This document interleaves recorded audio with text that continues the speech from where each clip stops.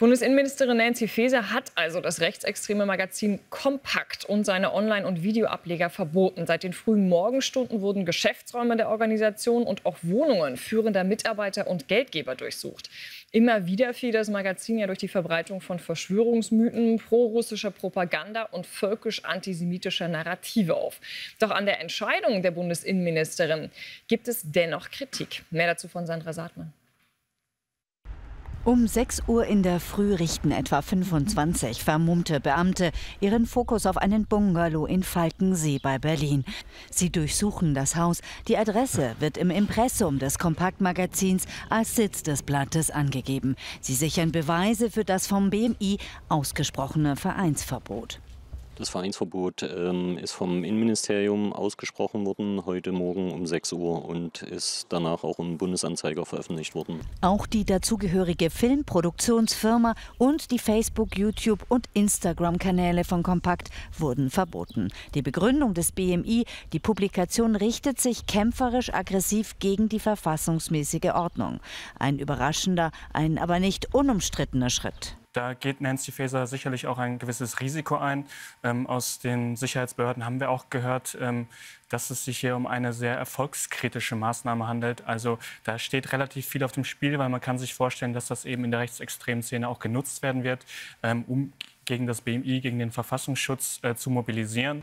Seit 2010 wurde das Magazin unter der Führung von Jürgen Elsässer zum wahrscheinlich wichtigsten Sprachrohr der neurechten Bewegung. Schon mehr als 2 Jahre gilt es für den Verfassungsschutz als gesichert rechtsextremistische Bestrebung.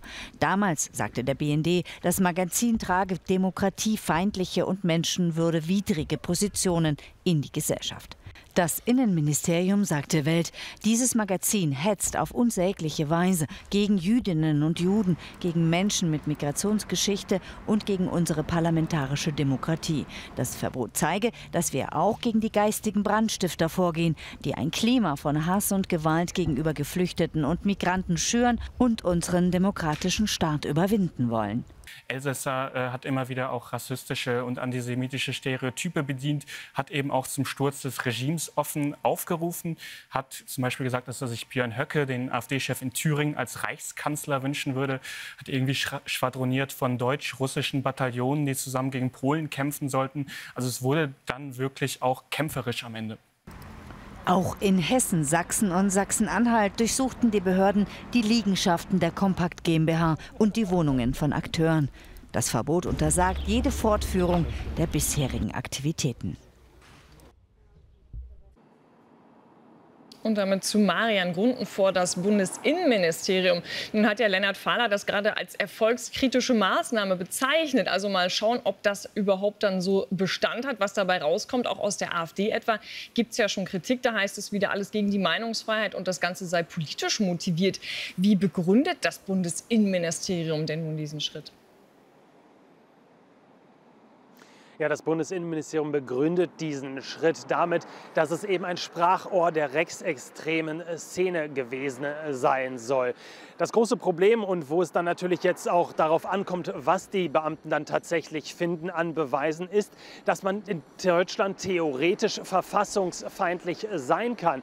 Das Ganze muss also erst aggressiv vorgetragen werden und dann in diesem Zusammenhang kann eine Organisation eben verboten werden. Also diese Beweise, die müssen diese Durchsuchungen jetzt eben ergeben, um das Ganze dann eben auch rechtssicher so beibehalten zu können. Wir können uns dieses Magazin und diesen Chefredakteur aber auch noch mal im Detail anschauen. Jürgen Elsässer, der leitet dieses Magazin als Chefredakteur und der hat es geschafft, eine enorme Reichweite zu generieren. Allein die Auflage, die ist in der Corona-Zeit auf 80.000 gestiegen. Mittlerweile wieder ist das Interesse etwas zurückgegangen auf 40.000, so sagt es das Magazin selber. Aber eben auch auf YouTube hat man enorme Abrufzahlen. Da hat diese täglichen Videos 100.000 Klicks, die da generieren. Also das Magazin hat in dieser Szene eine enorme Reichweite und ist da auch extrem gut vernetzt. Also einerseits bei der AfD, hat aber eben auch zu Verbindungen zur identitären Bewegung, aber eben auch zu rechtsradikalen Parteien wie zum Beispiel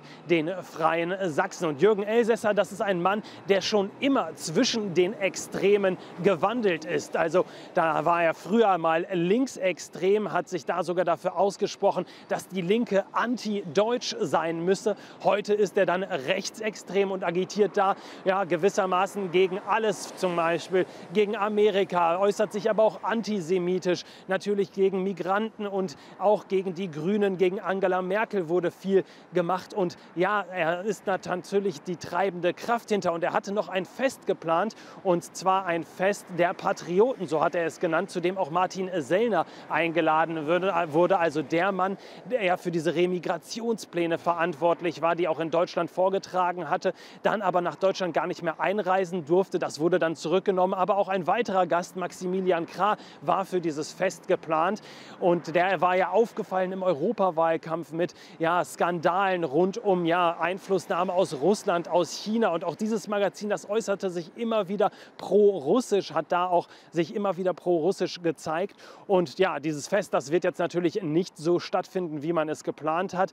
Und dieses Magazin jetzt erstmal verboten. Ob das so bleiben wird, das werden dann die weiteren Ermittlungen zeigen. Naja, man hofft ja sicherlich bei dieser Razzia dann auch weitere Informationen, stichhaltiges Material zusammenzukriegen. Ob das gelingt, das werden wir überprüfen. Marian, danke erstmal für all diese Informationen.